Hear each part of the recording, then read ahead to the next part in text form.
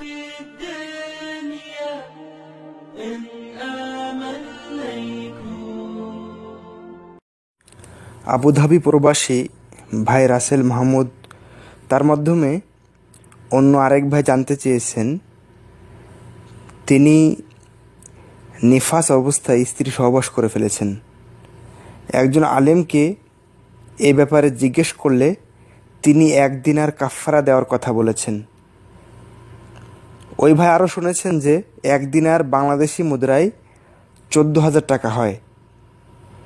আসলে 1 দিনার সমান কত, ওই কাফফারা কখন শোধ করতে হবে?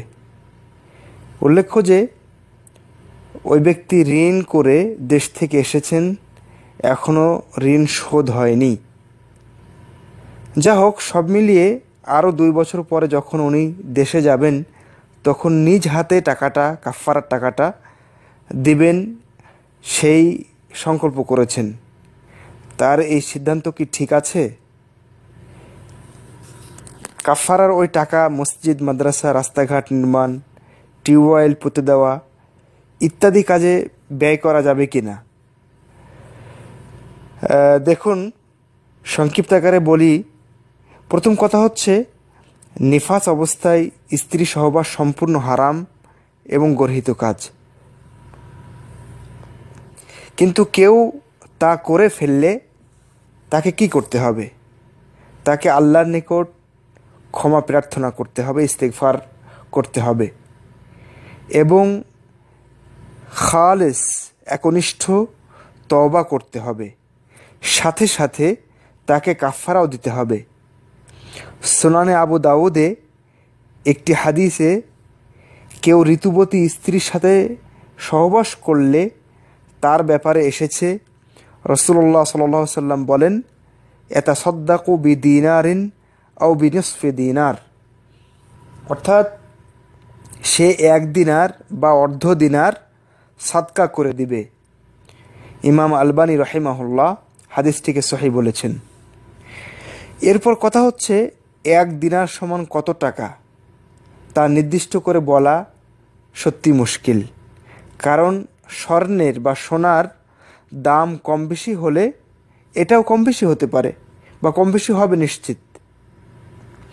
তো যাই হোক, আমরা যদি 1 দিনার সমান কতটুকু সোনা হয় এইটা জানতে পারি, তাহলে কাফফারা কত টাকা হবে সেটা আমরা অনায়াসেই কোনো স্বর্ণকারকে, কোনো দোকানদারকে জিজ্ঞেস করলে বাজারে গিয়ে পেয়ে যাব। তো 1 দিনার সমান 4.25 গ্রাম সোনা, অর্থাৎ 4.25 গ্রাম স্বর্ণ হলো 1 দিনার। তাহলে অর্ধ দিনার কতখানি? ওর অর্ধেক, 2.125 গ্রাম। তো এর দাম কত হবে সেটা বর্তমান বাজার মূল্য দেখবেন, তাহলে পেয়ে যাবেন। এরপর বলবো, কাফফারা ফকির, মিসকিন, গরিবদেরকে দিতে পারেন।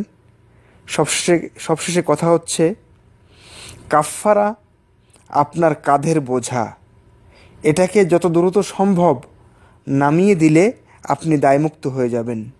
বিনা কারণে এটাকে বিলম্বিত করা ঠিক হবে না। শুধু নিজ হাতে দেওয়া, এই যে একটা শখ, এই শখ পূরণ করতে গিয়ে যদি আপনি দেরি করেন, তাহলে এটা ঠিক হবে না। হায়াত মওতের কথা কেউ জানে না, তবে যথার্থ উপযুক্ত যদি কারণ থাকে তাহলে সেটা ভিন্ন কথা। আল্লাহু আ'লাম।